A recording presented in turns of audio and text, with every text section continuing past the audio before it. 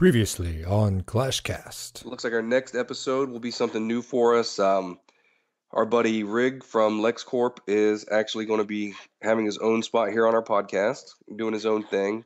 We actually cut his leash and told him to go ape shit. Oh, yeah! My castle stands at the end of it all.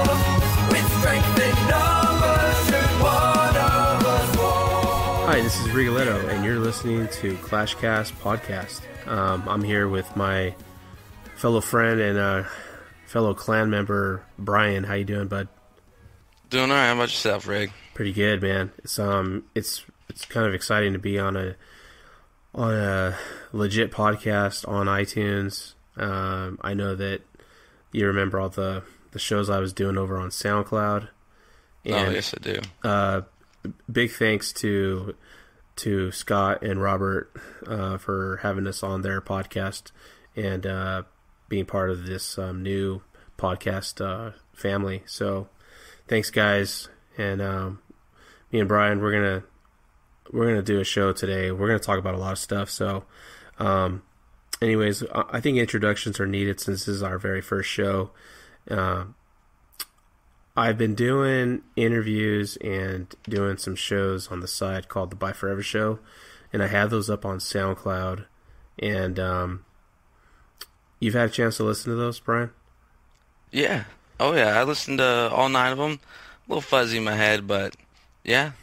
Yeah. I mean, it started off as a pet project, and I decided I think when I got to about the 6th or 7th show, I decided this is kind of what I wanted to do. So getting up on iTunes was the next mission. So right at my 7th show, I announced that we were going to be doing something brand new. And, talking with Illionist, who's the leader of Lexcorp, we decided, hey, let's get a podcast going. Let's talk about Clash of Clans. We got a lot of stuff that we want to talk about. And I think we're in a unique position because we are a constant war clan, so I think that gives us a lot of discussion. It does. I mean, it keeps us up to date with the game constantly, always checking in on it, finding new things, new ways to attack, new problems with the game, and we stay pretty active. Yeah, and it's kind of interesting because, I've been talking with YouTubers that talk about Clash of Clans, and when you talk about, or when you talk with people on podcasts, it seems like the podcast audience is a lot older. So I'm assuming that we're talking to people that are 18 years old and over, probably. That's good. I'm talking occasionally about drop. people with relationships, people that have girlfriends, wives, married, maybe even have professional careers or run businesses. It'd be kind of interesting to see who talks to us back about this show. Who's out there? Definitely. I mean, throughout the community in the chat log, I always see people who are generally older than me, and I always hear that, there's a younger community on YouTube, and it's always interesting to meet people on there, and I always picture somebody in the chat log, and then I always learn a little bit more about them, change the whole perspective on them. There's probably even like celebrities that are hiding out in certain clans. I've always wondered. Oh, I have too. I thought the same thing. I mean, we got Alan Rickman and Lexcorp. Thought for a second, what if? I mean, how funny would it be to have an actor in your clan, and he's not even using an alias. He's actually using his real name. Oh, that's perfect disguise. So, like, if you see like Tom Cruise in your clan, that'd be kind of funny. Oh, I laughed the name. Wouldn't even think about it twice, though. He's like, hey, I gotta attack real quick because I got a Scientology meeting. Yeah.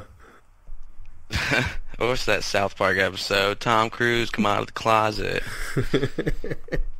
Yeah, he's trapped in the closet playing Clash of Clans on his phone. All right. Yeah. It is funny though because like it doesn't matter really who you are, but like it seems like there's an addiction to this game. I mean, I kind of wanted to talk to you about that before we got into specifics on game mechanics. But I mean, how do you know if you're an addict playing a game like this?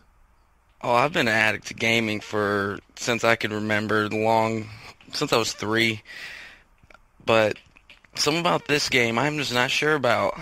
I usually don't get or attracted to this type of gaming, this type of strategy. I'm always a first-person shooter, but this game, even though I'm still not any good, but before I was way worse, I just could not get off this game. You know, like, I was the same way. You know, I used to play role-playing games and MMOs. But, I mean, now you have a game that's in your pocket and you can take it to the bathroom. You know? That's the worst. I know, for reals. I mean, especially if you only have one bathroom in the house. You know, and you're in the middle of a war attack. That's, you know, that's some high stakes right there. And you got people banging on the door and you're trying to drop golems. Right. 3.5 minutes. Yeah, you know, dropping shits and dropping golems at the same time. It is kind of crazy though, because like the mobile devices are getting so cool that you can basically play a game like this on an iPad or on your phone and basically anywhere. You know, you can take it anywhere. It's not like a PC or a Xbox or PlayStation, you know? Yeah.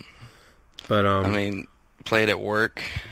I mean, that's probably the worst place to play it, but I know it happens. Oh yeah, I play in the car when I'm checking stuff when I'm driving, and I'm actually trying to be real careful about that. Like when I'm at a light or if I'm pulled over, I'll check into the game. Get in a car accident, it's like not something that I'm planning on doing, so Right. trying to obey the law as best I can. But I play at work, and you know what? I guess it's easy to lurk, you know, when you're doing other stuff, but you know, you're checking the game chat. I mean, I'm constantly checking the game chat. I find that just as entertaining as the game itself. It is. So, and there's always something going on in the game chat. I mean, either somebody's rage quitting, or there's somebody that's just freaking out, or you know, it's Beginner questions. It's interesting though, like the dynamics that happen inside the game chat, and I try not to miss it, but I think a lot of stuff goes by. Oh, same here. I know I miss a lot of it, and it's hard to keep up. 'Cause I know every time I get on, at least once or twice a day, you're going to see 100+ messages.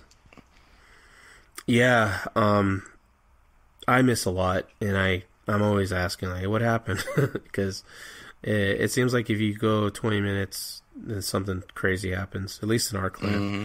So you and I are both in Lexcorp. We're a constant war clan, and we're going to talk about that. So I like the schedule that we're doing. To our listeners, I don't know if you guys play in a constant war clan, or if you play casual, maybe twice a week, or maybe one war a week. But some of us enjoy hitting the button as soon as the war ends. And so we're doing 3.5 wars per week, which is, you know, insanity. But we're getting the stars and we're getting the wins. So it's working, you know. But it's taken a while for us to get here and, you know, get things kind of smoothed out. But it feels like we're on a system. Yeah, I mean, we have solid players. Everyone has a general idea of what they have to do. It's I mean, it's insane to me. I mean, how long our win streak is right now. Most people talk about their attacks in the chat log, and it's working really well. Even if I can't say all of them don't chat it out, at least they call it out and let you know what attack they're doing. I mean, someone's saying something.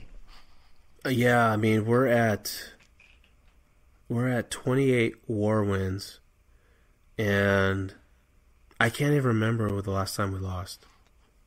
We lost twice, and it was early on. Right. I mean, if I had to put it at... Maybe within the first 10, right? There was one in the first 10. Yeah, at lowest 17 in a row, but at highest we could be at 21 in a row right now. Yeah, we should talk to Illinois about that because that would be a good stat to know. But I mean, our war record or the war log that we have, it's all green. You know, All green. I haven't seen red in weeks. Yeah. And do you feel any stress? Like we have to keep this up? It hasn't hit me yet. It hasn't hit yet. There's been, for me at some points it does where I know we're going to win, but I see like a small window of opportunity for them. Yeah. And maybe we're not blowing them out, but we're down by like 20 stars. And to me, that's just, it's safe, but not the safest I would want to be. Yeah, and most of the wars have been blowouts for the most part. Oh, yeah. The one that comes to mind as far as one of the best matchups was that Turkish clan where we had somebody come in the last 5 minutes or whatever and get the winning star. I don't know if you remember that. I think I do because I was actually sitting somewhere at a bar playing and watching at the same time. Yeah, I mean there are some good close ones that we've had, but let's kind of start from the beginning because I keep forgetting this is our first show on a new format here on iTunes. But let's go ahead and introduce ourselves. So you go as Bry in the Lexcorp clan. Actually, if I can go back and change my name, it would be B-Rye, but Bry works. It's not Bree. Yeah, I know. Some people called you Bree. So it's all good. All right, so tell us a little bit about your town hall, where you're at. Man, I am a Town Hall 9, slightly early though. My walls are behind. Still catching up on my troops, almost there. But for the most part, we're ahead in some spots, max in Town Hall 9, but other parts behind. But Clan Castle's up to accounts, army camps. I don't have Lava Hounds unlocked though. I'm not really interested in the air troops at this moment. Not even loons or minions? I will be doing balloons next. I mean, I got my research or lab's almost done. What level are your loons at? Level 5. Okay, They should be able to go up to 6, I think. Yeah, I got level 5 also. And it's requested a lot, so I know it helps. Yeah, you know what? Like, if you really want to jump cups, the loon minion attack is one of the best. Like right now I'm at 1,773 cups, and if you can find a base that has a minimum of like 125,000 of gold elixir and has at least 700 to 800 dark elixir, if you can do a loon minion attack, you're gonna get all of it. So I've been using that all today, all yesterday. I think I started off in the high 1500s, so I'm now at high 1700s. So I should hit gold 1. And but it's just such a nice attack because you could just fly over everything, get all the resources, and typically the minions will hit the town hall, get you the star. Sometimes 2. I've seen it done multiple times, and it works. I mean, it looks so easy, but I know if I attempted it, it would be a failure. That's something I need to work on, and it's all these air attacks just seem to be working for everything. Yeah, I mean, you're investing about 250,000 elixir to do the attack, and sometimes even more if you're going to come in with spells, but so it's not really going to make you a lot of money. You're mostly there to float at the same level of elixir that you started with. You might climb a little if you find a couple of good bases with 300,000-400,000, but you might not find those, and so you might take a few that have less than 100,000. So you're going to actually be paying out elixir for the attack. So you kind of have to weigh out your options, but you'll get the cups and you'll get the gold, and hopefully you come up with some dark too. Yeah, dark's important. Yeah, I know. I wanted to talk about that a little bit with you. So, the updates have been talked about, and so I'm not going to go over all the updates, but I do want to talk about one thing I liked, and that was the extra dark elixir pump at Town Hall. Now, the Town Hall 8 got an extra one, and Town Hall 7 gets the first one, right? I believe so, yeah. So, yeah, I mean, that's huge. If you're Town Hall 7, I mean, you definitely need to have a pump. It should have been in the game a long time ago, but I'm just glad it's there now. And I just upgraded to Town Hall 9, so I didn't really get a chance to enjoy it at Town Hall 8 because I maxed Town Hall 8 last week, and so I already had my Town Hall being upgraded. But, I mean, I have it now, and, I mean, it's nice to actually see your Dark Elixir grow, you know. Wasn't it before that in Town Hall 7 or at one point that you actually had a storage but no drill? That was 7, yeah. Okay. Yeah, I mean, it was literally worthless because at Town Hall 7, you're not raiding people with a lot of elixir, you know. Unless it's wide open, it's kind of hard to get.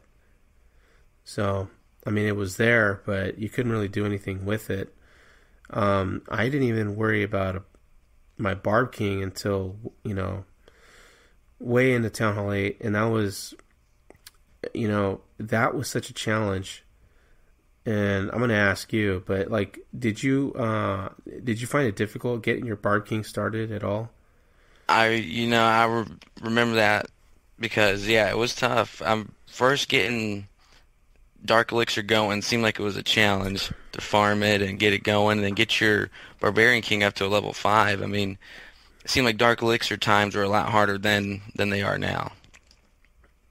Yeah, I'm hoping for good things. I mean, the Christmas update has been out for a couple of weeks now, and, you know, it's the highlight of all podcasts and YouTube channels right now is the update. But and a lot of the stuff that's on there is actually cool. The map editor's cool, and Scott and Robert talked about that on the first ClashCast podcast episode. So I mean, there's a lot of good things that came out of it. So I mean, unfortunately, not everybody's Town Hall 10 and can take advantage of new updates. Right. So I'm glad there was something that came out for Town Hall 7s and 8s. I mean, that was pretty nice to get something too, you know. And I also got my very first Christmas tree because I didn't start last winter, so now I have a tree like everyone else that's been playing. I got I dug up one on my lower account, and it gives I think it costs 25,000. Yeah, it gives you 50,000 gold in return. Oh, really? Yeah, I dug one. I really don't care about them that much. I think it's more of a status thing. Just to kind of prove how long you've been playing. So, I mean, I know I would always trip out when I would see somebody with a Christmas tree in the middle of summer. I was like, oh, where'd that come from? So, I like that there's these little gifts that they give you that you can keep on your base, like the little tombstone with the little hand sticking out. I should have kept one of those because those were pretty cool, and I dug them up too. I had 2 of them, so I killed one, and I have one on the edge, so you know I'll just leave it there. But yeah, they're kind of like little decorative pieces, I guess. But I wish you could move them around. It would be nice to put them like closer to the edge or put them in the corners, you know. Just get them out the way. Like if it was like a building, you can move it. Mm-hmm. Yeah, that would be pretty cool. I always wonder. So, like, it always seems like this little area that you put your base on is so small, especially when you look at Town Hall 10s. Do you think they'll ever increase the size of the map? I would hope they would a little bit, which means they'll probably add more structures and then maybe greater army camp sizes too. So it'd be more to penetrate through the bases. But if not, if they leave it just how it is, it wouldn't be bad either to expand it I'm pretty sure some troop adjustment would have to take place as well, but Yeah, because I feel like all these updates that are, I mean, basically the Christmas update was to fix the economy and to fix the problems with Elixir. So I'm wondering if they're getting all this stuff ready for a Town Hall 11. And that would be nuts. I haven't even seen 10 yet, and I can't even begin to think about it. well, I mean, you got to imagine it would make sense if they did. And I mean, it definitely seems like there's, like when you look at the troops, like when you go into the barracks, like if you go into dark barracks and you release, I mean, you unlock witches, and then now they've unlocked the lava hounds. There's still 4 empty spots that say coming soon. Mm-hmm. So I don't think they can fill all those up for Town Hall 10. Oh, definitely not. No, you're right. Town Hall 11 would make more sense to fill those slots up, and it would be interesting to see. I wonder, I mean, how much Supercell can push this game with that little tiny checkerboard map they have down there. I mean, it'd be cool if they put some stuff in that ocean next to them, or if you could chop down the trees around the base, make your base bigger or something. But I can see him doing that, making all the trees just obstacles and just have to re-clear it again. Maybe like 10 blocks out or 20 blocks out more. something, yeah. Well, I mean, if you just kind of look at the direction that all the new troops are going and the way the buildings are looking, I mean, it looks like it's going to be like some sort of like lava base or fire base, or maybe some sort of lightning or electrical base. Because the maxed out walls, they look crazy. They look really cool. But I don't know about color schemes. I don't know if they have really a direction that they're going. Are the electric walls and the fire walls, are those two different levels, or are those like options?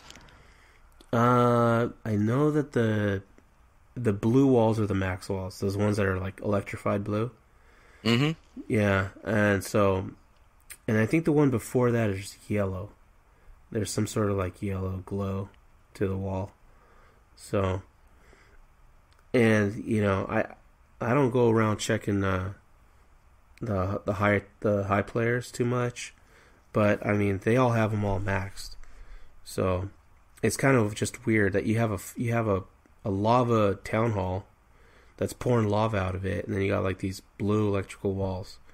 I mean, they don't really jive together. So I just wonder if they do put a Town Hall 11 together, if they're gonna make it all look color coordinated, Yeah, make it look cool. But I mean, actually, I'm digging the skull walls. I wish I could just keep the skull walls. I really find the look of the Lego walls really cool, but it's a little far away. Black walls, how much do they go a piece? They go for 500,000. Oh, for the ones with the skulls, yeah, and then the Lego walls are $1 million. So, and I just sorry. I just got to Town Hall 9, so I have none of those walls at all. So You have all black walls, right? yeah, except Or for all the skull walls? except for the 25 that I just got for going to Town Hall 9. Those are level 5, the gold colored walls. So I got to get those past all the crystal levels. So When you went to Town Hall 9, what'd you upgrade first? I got the walls first because they're cheap when you first buy them. So I got those first, and then I upgraded them a few times, and then I upgraded the new level 12 pumps, elixir pumps. And so I got 2 of those done already, and I got 1 upgrading, and I have 1 gold mine that's upgrading. And then the first thing I jumped on, because I had 3 mil, is I jumped on getting my clan castle upgraded for the 30 spaces. Definitely. I mean, being in constant war, I had to do that. And plus, I could finally have somebody donate to me one of the lava hounds, so, or even a golem. So I was thinking long term for wars about doing that. So Clan Castle is definitely a major war. A major troop, drop on the field, 30 slots. Yeah, I mean, I think this will be the first town hall where I'm actually thinking about war first before anything. So, I mean, I want to get my army camps up to level 7 for sure, because then I get the extra 20 spaces for troops, which is a huge deal. But huge. I mean, they're 2.25 million to do. And they are rough. Well, I mean, with the way Elixir is right now, I'm literally like counting the cost before I do anything with Elixir. So what I've decided to do is I'm gonna go with the laboratory upgrade from level 6 to level 7. That's 2.5 mil, and that's gonna allow me to start upgrading my troops again, because they've all hit the wall. I got them all maxed, so I got to get that thing unlocked first, and I think after that, then I'll do the spells. I'm not for me to unlock the spell factory to level 4. It gives me the ability to get the jump spell, but I'm gonna wait on that one. So, because I have to deal with having this new air defense and the new whiz tower. So I have the new air defense at level 1, and I got the new whiz tower to level 2. So those are little babies right now, so I got to get those up. Oh, and I do have my expo. So Nice. expo is in production right now, so I got 6 days on that. So That does show up in war, though, right? yeah, nice. I love that part. So I should drop it right in the middle. yeah, I gotta. Oh shoot! Speaking of the war, how many hours? 18 hours. Now that we have this new map editor, I use one. I use my base to just say a message, and I have all my stuff scattered, and so it's not really the base I'm going to use. And then I switch it back when it's a couple hours to wartime, so nobody can kind of check out what my base is going to look like till the last second. I got mine set up the same way as well. I got my walls in one corner. It doesn't say anything special, but everything's lined up, and just in case someone is checking in trying to plan something, they can't do it. Let me check Ghostbusters. I know his farming base says clashcast.com. I haven't even seen that yet. Oh, he's not in this war. Oh, interesting. I just realized we're up against a Korean clan. That's interesting. So, usually whenever we go against like Korean clans, they usually put up a good fight. So, I'm expecting this battle to be toe-to-toe. Yeah, 57 wins. I mean, who knows what their streak is, but 57 wins is an experienced clan, I would have to say. A little bit anyway. Yeah, I'll take that with a grain of salt. I mean, the last guys that we fought were Grand Clashers, and I think they had like 50-something wins as well, and they were horrible. Yeah. But, our tactic so far has been to hit hard, fast, and take the wind out of their sails. And I think it's working, because it seems like when we attack, we usually get within the first hour of the war, we usually are already up at 40 to 60 stars. Yeah. On average, So, and most guys on the other team are, just get maybe 6 attacks in. They might get 7 to 12 stars. So it does seem to work. I mean, we all come out of the gate strong the first least within the first 6 hours. A lot of people have even their second attacks done. Yeah. And the other team is still just cranking at 30, 40, just slowly bringing it in. It's like they're either in shock or they're just not that serious of a war clan. Yeah, and what's cool is, we're not just all Town Hall 10s, Town Hall 9s. I'm super proud of the guys we have that are coming in at Town Hall 7. And, they're just laying it down. Usually the bottom third of the bases are all 3-starred within a few hours. Very quickly, yeah. Yeah, and you don't have to worry about them guys down there. They're hitting their threes right on the first attack, and it leaves them with so many extra spare attacks that they start to figure out if they can fight up, which is cool. It gives us a second chance to know for, they can go hit up the place with no stars on it, and then run a quick attack if they get 1 or 2 or 3 again. We can still watch the replay, and the person behind them who cleans up is able to see where the traps are and where Teslas pop up. Yeah, oh man, I got to tell you about something that happened too. We have a player, I'm not sure if it's a him or a her, but it's Candired Blue, and this person did a dragon attack, and I was watching the replay, and I don't know, did you see those pictures that I put up online? I did. Was it the ones you're talking about? They were sitting right over the air defense? What happened was this. It was crazy, and we're gonna talk this out for future wars. But so they put out a row of dragons, which is standard formation from one corner of the base to another corner of the base, and the dragons were approaching towards the town hall. There was an air defense in the center. Well, what happened was, as the dragons passed over the first wall, it triggered the clan castle. The clan castle released a few archers and a dragon, a max dragon, I believe. And what happened was, the dragons all stopped what they were doing, and they all turned, made a complete 90-degree turn, and flew over everything and went towards the clan castle dragon to fight the dragon. The problem with that, though, was that there was an air defense right below them.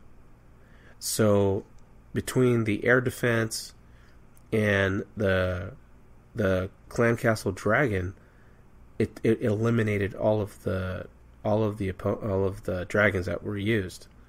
They got wiped out. And it sucked because they got 49%, so they didn't even get a star. Yeah, I have been seeing that with the dragons inside the clan castles. They are pretty tanky, I would have to say. Well, it definitely is a tactic, but if your troops are not going to act the way you expect them to, based on what's in the clan castle, that's going to have to be something that's going to have to be addressed.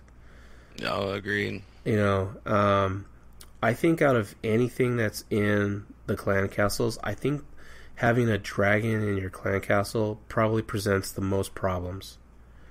Because if you're dropping down Valks, P.E.K.K.A.s, what else? Your Barb King can't shoot up. Witches have a hard time with dragons too, because the skeletons can't attack up, but the witch can try, but she's so weak that it doesn't really do much.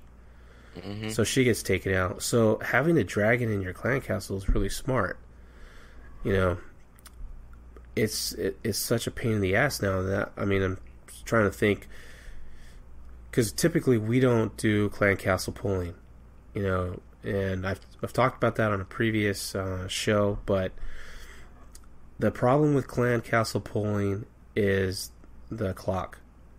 So, if you throw a, like, let's say a hog rider or a giant, and you try to pull out all of the clan castle troops, and then you start using barbs or archers for a corner of the base to pull them out of the base, it takes 30 to 45 seconds.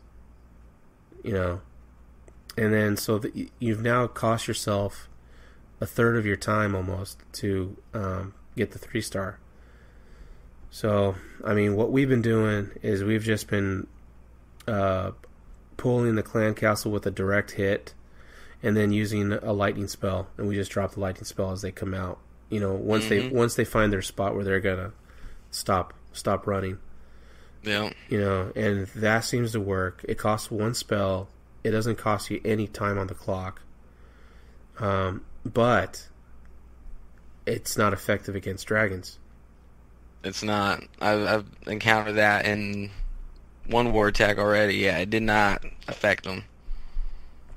Yeah, especially if you have a max dragon in there, you're probably gonna do maybe a quarter damage to its health. You know, maybe a third, but not much. Because my last 2 wars, I had to face a dragon, and so what does that have me do? So then I gotta waste 3-4 wizards and time it so that they don't get attacked to take out the drag. And so there goes your attack that you planned all day for. So we're gonna figure this out, but so far it's working for the other guys. No, I haven't. I only came across it once, and I think I came across it in farming. I took out a bunch of archers, but yeah, like you said, it's taking the attention away from what it seems like your ranged units. Yeah. And if it just flies by and it gets an archer up here, but these group of archers, all of a sudden they turn towards that. That's 1 cannon, 1 mortar you could have got, and it just takes out another group of wizards or something that you needed to penetrate through. I'm hoping that one of the future troops will be some sort of ground troop anti-air attack. Because it seems like everybody from, Town Hall 9, Town Hall 10, it seems like when they're raided in a farming attack, that they're usually getting the loon minion attack. So air is the way it's going right now. So yeah, lots of air attacks I see everywhere. And those new little skelly troops that they have that are tied to the balloons, those are cool, but I don't think they're strong enough. I think there's going to be something coming up that's going to be some sort of ground troop that's going to be able to do more to air. So I'm hoping for, at least, to kind of balance things out. Because I mean, right now, like I was telling you, that I've been doing balloon minion for the last few hours, and I mean it's a breeze. It's easy. You just drop them all down, put the minions behind it, and let them go. How do you set them up? Do you just set them up like as in a line or in a group or a couple groups? I do 2-finger. So I'll do Gotcha. 2-finger blast and set them down sort of like in 2 rows. And then I'll do the same thing. I'll double tap out minions as well and put them right behind. They'll catch up to the balloons, and they'll stay right behind them. So balloons are going for all the defenses, and minions are cleaning up behind. I try not to use spells because it kind of defeats the purpose of trying to get elixir. But I'll sometimes put down a rage if I think I need to.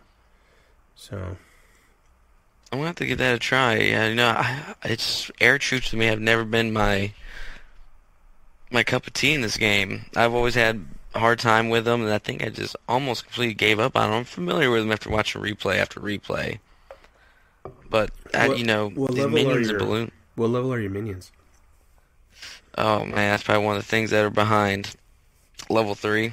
Yeah, mine are level 3 too. So we got the same levels. I'm doing pretty good. I wish my minions were at least level 4 right now, but they're not. And that's just because I've been focusing on the Barb King. I got him up to level 10. So you got him up to a 10 already? Wow. Yeah. No. I had to promise myself that before I left Town Hall 8 that I was going to max it. So I maxed everything. All my troops are maxed, spells, even my dark troops. I almost got all those maxed. There was one thing, or the two things that I didn't get to. My hogs are level 2, and my minions are level 3. But I do have the level 2 golem, and I do have the level 2 Valk. So I pushed hard for all of that stuff because I wanted those for war. And I just don't use hogs a lot, so I didn't feel I needed to justify sticking around at Town Hall 8 to get that done. But, I mean, everyone I talked to, they said, take your time, do it right. And so, I mean, I was at Town Hall 8 for like 5 months. So, but I got all the walls done and everything. It was a pretty proud accomplishment for me because it just took forever. It took forever. It is. I mean, that is the best advice. I wish I followed it before I went to Town Hall 9 myself. Was maxed out my Town Hall 8. That's what I do on my second account now. I mean, I'm not moving on until everything's done. I'm actually doing walls first, just knocking out the worst part that I can, and just get it over with. Do the barracks next. I'm doing it kind of backwards in the upgrading process, but just getting the worst out of the way and then maxing it out. Because that is the best way to proceed through the game, I think. Especially in war, if someone has to drop down a little bit on the opposite team, and then they look at you and they bump into your walls who are 2 levels higher than everyone who's in that town hall average. You know, it could be a big challenge for another team. Yeah, and walls definitely factor in. I've had archer queens stuck hitting on my walls, and they weren't able to advance through because they just got stuck there. And I mean, if you have a low level wall, they're just gonna drive right through it. Yeah, with no problem. So I mean, even though there's all these air attacks, you definitely need to have your walls up because you're not going to always get attacked by air. And now I'm kind of concerned about the new giant that's coming out, the level 7. I've always seen the giants as just tearing down walls. You know, you bring in like a couple wall breakers, and then those giants just plow right through. So, I mean, you got to have those walls up. So, it makes it a little bit harder for your opponent to get in. I don't think I've seen them yet, the level 7 giants. I know I use my level 6 giants a lot for farming. I use about 8 of them, and yeah, they take the blunt of the attack, and they work. I would be very interested to see what their stats are. I can't even look at it. I got something upgraded now, but I bet you the stats in level 7 probably jump it up a good bit to be more effective, but I don't think I've seen them yet. Graphically, they don't look much different. They just have like they look like they have shoulder pads or something underneath that black coat that they have. Mm-hmm.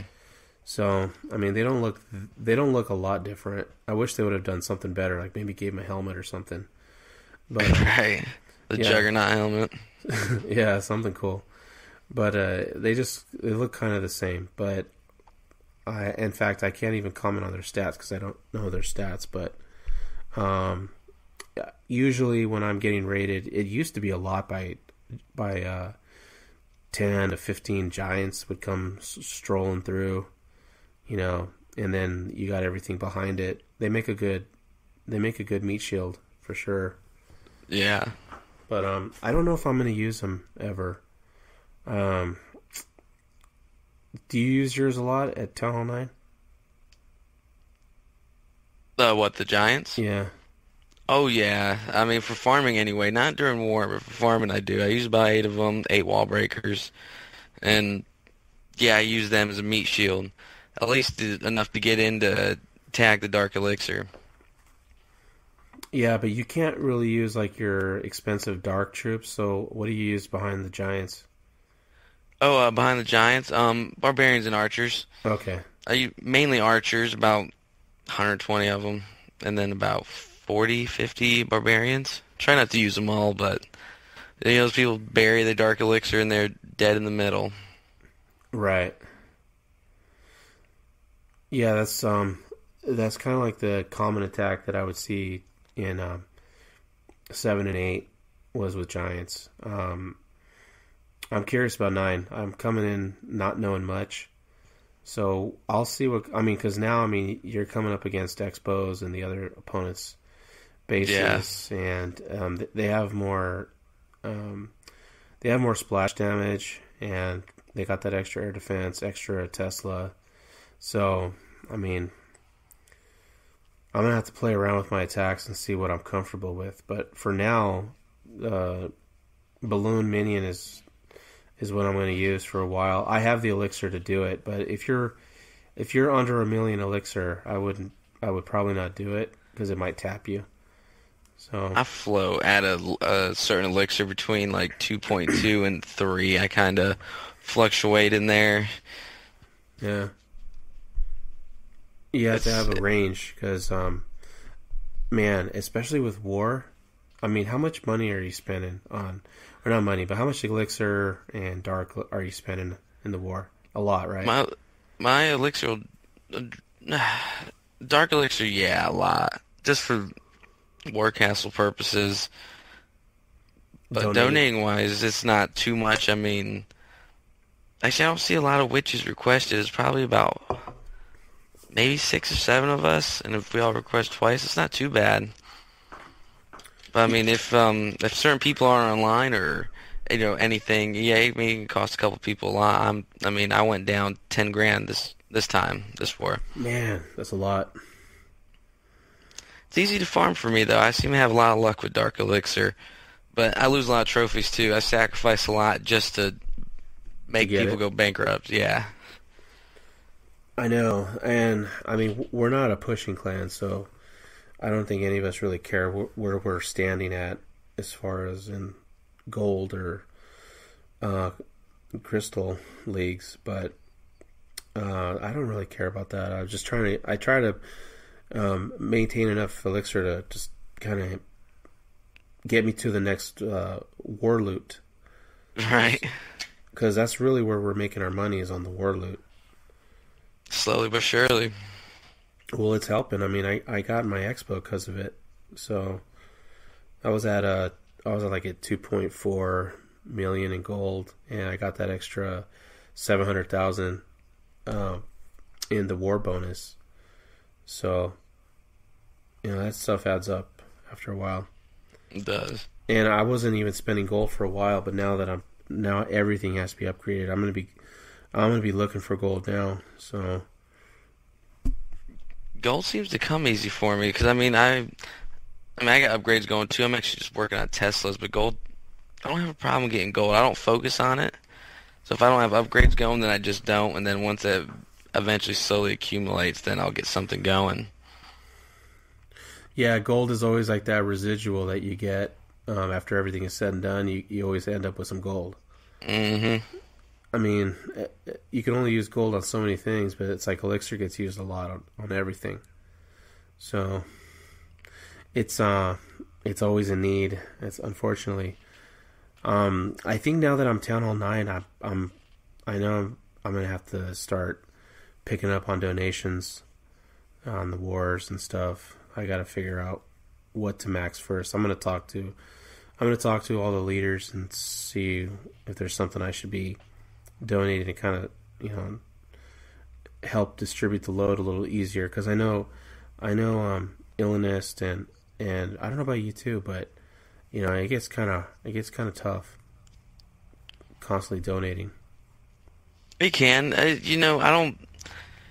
The troops aren't a thing. If I see a request, I usually jam it on the spot. Like I said, I give myself a little allowance for everybody, because I just want to do my part and make sure everyone has the right troops. And it's the hard part is keeping checking throughout the day and make sure everyone gets it and no one's sitting there.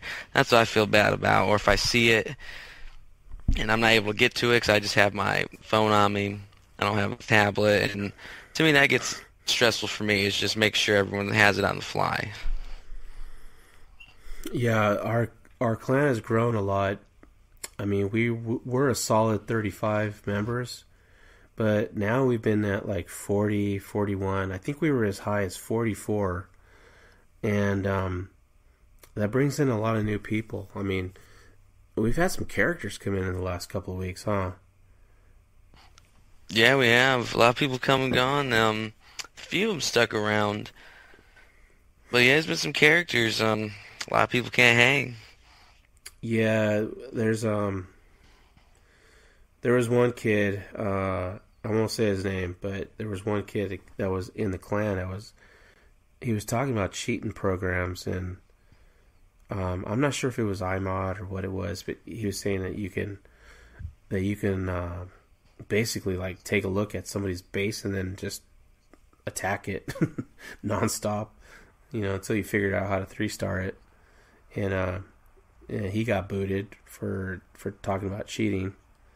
So Yeah, you can't do that. It's like saying bomb an airplane. If you're joking or not, don't do it. Don't talk about it. They'll say you are. No, you know what? And I think we're trying to keep our reputation clean. That Definitely. our wins are from us. Win or lose. We're doing all we can as far as like strategizing and talking out our attacks. And we had some people that came into the clan and they didn't understand it, and they kind of. I mean, I don't know. They not angry, but they were just sort of like, "Why do I have to talk about my attack before I do it?" Mm-hmm. And it probably does sound a little strange if you're new to the system, but what we try to do, and if you're in a war clan, let us know if this is how you do things. But when you're in the prep time for war, you're already sizing up the other bases. So we're looking in our range for a base that we know we could 3-star, and we try to use the best troops. We don't go in with archers and barbs and giants. We try to use all the dark troops, and we try to use the best that we have. And so we do a lot of the standard go wee wee, go wipe, go vape, drag rage, standard attacks because they work.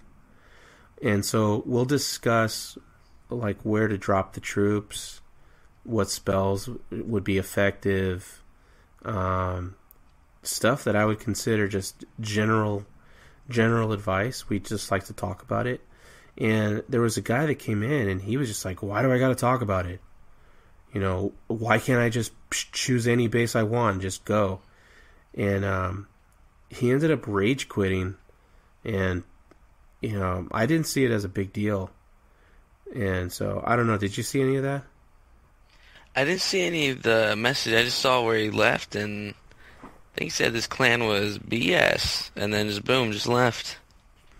Yeah. I didn't know, what was really going on, but, we're war clan. We're constant. There's going to be rules, and if you can't call out and just tell us where you're dropping your troops, a lot of times we don't even question it. We just like to hear it. Well, and also, too, I think there was something that happened at the last war where 2 people planned to attack the same base. And it was because one had called the base earlier in the day, one called it later, and so we didn't know. And so sometimes things happen where 2 people might size up the same base, and then they lose that attack because somebody else 3-starred it. But we generally don't flip out or freak out about that. We're usually cool about stuff like that. Everyone seems to be. This is the weird thing, is like sometimes a lot of people think that we're all chaotic and crazy, but I think for the most part we're hecka polite with each other. Yeah, with all the trash talk I see, definitely. We always come back together and back to work. It's like we're clogging in again. Well, yeah, and, we're all relying on getting the war bonus loot to help fund the next war. So, we're all working together to make sure we win. So, nobody's trying to screw anybody out of stealing their attacks or whatever. So anyways, this guy, he flipped out, left, and supposedly he was he had been a leader of a war clan before, but it doesn't really matter. we use our system works, and so you're either going to fit in. We'll know within the first 24 hours, if not sooner, if you're the right fit for us. But if you do want to try out a Constant War clan, do check out Lexcorp. If you're not Town Hall 7, you don't have dragons, and you don't have rage spells, we do have a Lexcorp 2.0. You can jump in there.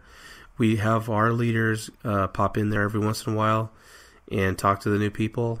And it's something new that we're starting, so I'm not sure how many people are in there right now, but you can always jump in there, and we'll bring you into wars and give you a shot. But we do need some sort of filter, because we have we have to win, and so we're trying to bring people in and maintain a winning record, so that's kind of tough for us. So don't think of being in 2.0 as like your second rate. It's not. It's just a way to control how many people we allow in the front door while doing war. So that way we kind of can monitor how things are going, because it gets kind of crazy in there sometimes. So it does. It's a crash course of learning, especially if you're not familiar with the Constant War, but you like the idea. Dropping in, if you drop in at the right time, it could be a rough learning experience for you. And if you don't make the cut in the first couple of wars, don't take it to heart. Maybe you just need to do something like 2 weeks of war, find somewhere in that area where it's just not as intense for you. Yeah, so, I just wanted to wrap up with, we wanted to welcome everyone to this new ClashCast podcast. And I'm going to be doing some interview spots with some people coming up. We already have a couple of them done, and we'll be setting them out probably 1 to 2 a week. But we have a lot of stuff coming up that's going to be real exciting. We're going to be talking to people that are in the Clash community. We have some people that are doing some amazing things as far as achievements go, and so keep an eye out on that. And we're going to keep talking about war strategies and do some play-by-play announcements over what's going on, what we're seeing in as far as in our wars. But maybe you guys are seeing the same things. So we want to just help everyone to grow, learn how to be a better war player. It's not just about your attack. When you're doing constant war, you tell them, Bri, you gotta have some endurance. You do. You have to. I hate to say it, but you have to budget your money. I guess you can sort of say in the game, or just keep track of it. Make sure you get your attacks in. Make sure sit down or cook your troops. Then when you get a chance throughout the day, sit down for 10 minutes and then look at your base you want to hit. Make sure your troops are there.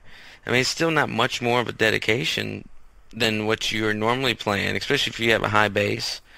It looks like you put time into it. Either that or you just put a lot of gems into it. Add 5 more minutes on top of that, and you can get 2 attacks in 24 hours. Yeah, it's not hard. But I'll tell you, it is hard if you don't have good elixir management, dark management. If you're running out of resources, you're not going to tell us that. You're just going to quit. Yeah. And so it takes there may be things that you want to upgrade, but you can't because you need that elixir for war. So think about that kind of stuff. If you want to try it out, Constant War Clan can be a lot of fun. It's very fast paced, so you're constantly just prepping for the next war or attacking in that war. So it is fun, but it's a different kind of grind than farming for sure. Mm-hmm. So if you want to farm, go find a farming clan. If you want to work on your war achievements, check out a war clan. And there's all kinds. We're not saying that you just have to come to Lexcorp, because there might be one that's more suitable to your play style. So, look around, check YouTube, go on Twitter. Everyone's always advertising their clans and their schedule. So, but if you do want to try Constant War Clan, Lexcorp would be a good place to come check out, see what it's all about. Okay, well, that's going to do it for our first show. Thanks, Bri. Thanks for coming on tonight. No, thank you. No, it was a lot of fun. I'm hoping we can get another show in and have some regular content, because I'm going to try to keep the shows to about an hour, but I got a lot of stuff that I'm deciding to hold on to and we'll talk about in future shows. But we'll get to everything. So to all you out there that are listening, my name is Rigoletto, and you can follow me on Twitter at Rigoletto Clash. And hey, Bri, do you have anywhere that you're on? Not really. I'm on Xbox Live. Rise Up. If you want to come test my skills, I will drop you. I promise. That's about it. Okay. All right, and that's going to conclude our show for today. So we'll see you guys all another time. See ya. But I love gyms. I think I'm gonna buy some more. Clash of Clan, Clash of Clans. I got gym money. I got gym money. I got gym money. Clash of Clan, Clash of Clans. I got gym money. I got gym money. I got gym money. Clash of Clan, Clash of Clans. I got gym money. I got gym money. I got gym money. Clash of Clan, Clash of Clans. I got gym money. I got gym money.